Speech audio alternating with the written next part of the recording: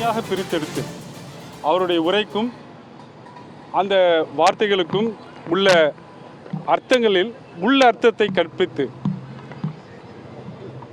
தமிழக வெற்றி கழகத்தை சார்ந்த ஒரு நபர் பெண்களை அவமரியாதை செய்ததாகவும் மற்றும் பல்வேறு குற்றப்பிரிவுகளின் கீழ் நேற்று இரவே முதல் தகவல் அறிக்கையை பதிவு செய்து இன்று காலை சுமார் 8:30 மணி அளவில் தஞ்சாவூர் போலீசார் எதிர்க்கட்சி தலைவர் அவர்களை கைது செய்ய வந்திருந்தார்கள். இன்று காலை 10:30 மணி அளவில் உயர்நீதிமன்றத்தில் இந்த கைது நடவடிக்கை சட்டத்திற்கு விரோதமானது, அந்த முதல் தகவல் அறிக்கையே சட்டத்திற்கு விரோதமானது என்பதை எடுத்து சொல்லி அவசர வழக்காக எடுத்துக்கொள்ள சொல்லி வேண்டினோம். அதை கருத்தில் எடுத்துக்கொண்ட மாண்புமிகு உயர்நீதிமன்றம் மதிய உணவு இடைவேளைக்கு முன்பாக எடுத்துக்கொள்வதாக சொல்லியிருந்தார். நாங்கள் தஞ்சாவூரிலிருந்து வந்த போலீசாரிடம் உயர்நீதிமன்றம் இந்த வழக்கை விசாரிக்க இருக்கிறது, அதுவரை கைது செய்ய வேண்டாம் என்று இருக்கக்கூடிய சட்ட நெறிகளையும் மாண்புகளையும் எடுத்து சொன்னோம். அதை எடுத்துக்கொள்ளாத தஞ்சாவூர் போலீசார் வலுக்கட்டாயமாக எதிர்க்கட்சி தலைவர் அவர்களை கைது செய்து அழைத்து சென்றார். இந்த வழக்கு 2:15 மணிக்கு எடுத்துக்கொள்ளப்பட்டது. மதியம் ஒரு மணி அளவில் விசாரணைக்கு எடுத்துக்கொள்ளப்பட்ட போது அரசு தரப்பில் எதிர்க்கட்சி தலைவர் அவர்கள் ஏற்கனவே கைது செய்யப்பட்டு விட்டார், அதனால் முன்ஜாமீன் நிலைக்கத்தக்கதல்ல என்று வாதாடினார்கள். நாங்கள் சென்னை உயர்நீதிமன்றம் எப்படியெல்லாம் மனித உரிமைகளை காக்கக்கூடிய நீதிமன்றம் அதை எடுத்து சொல்லி சில நிகழ்வுகளில்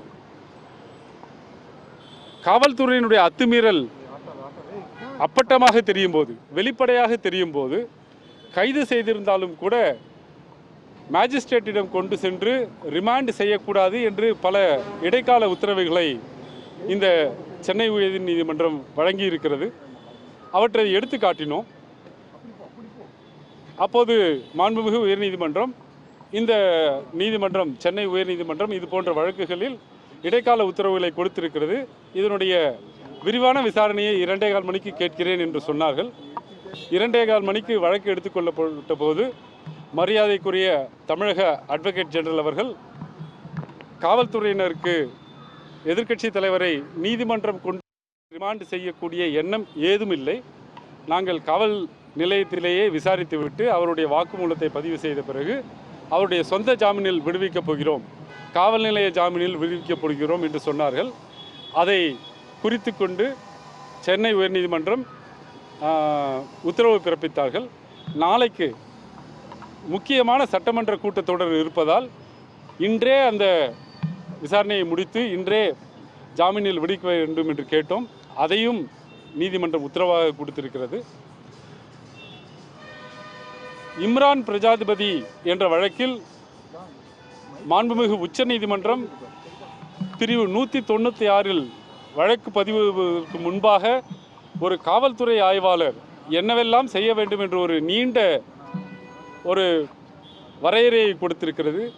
அந்த வரையறையை தெரியாமல், தெரிந்தும் புரியாமல், புரிந்தும் அதை உள்நோக்கத்தோடு காவல்துறை பின்பற்றாமல் இந்த வழக்கை பதிவு செய்து எதிர்க்கட்சி தலைவரை எப்படியாவது கைது செய்து நாளை அவர் சட்டமன்றத்திற்குள் வரக்கூடாது என்று திட்டமிட்டார்கள். வழக்கம் போல் நீதிமன்ற உத்தரவால் மற்றொரு முறை சர்வாதிகாரம் தமிழ்நாட்டில் தடுக்கப்பட்டிருக்கிறது. தேங்க்யூ.